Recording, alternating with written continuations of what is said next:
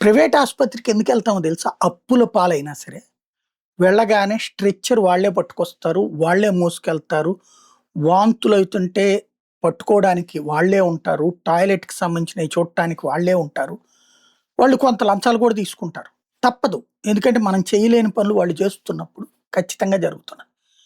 Private ఆసుపత్రులలో సేవలు అందుతున్నాయి. ఆస్పత్రి ఇచ్చేటటువంటివి సేవలు.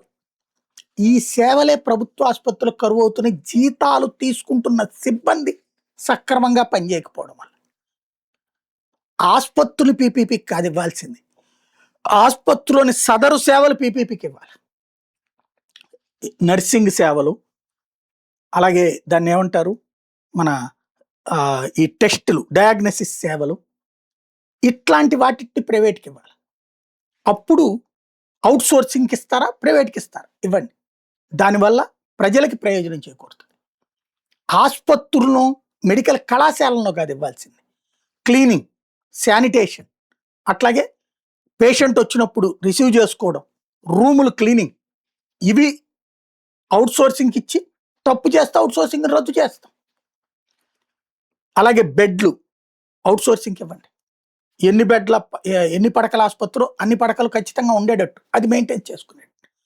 ఆసుపత్రులలో అత్యంత ముఖ్యమైనది అది. లోపిస్తున్నది అది. ఆలోచించుకోవాల్సింది అది.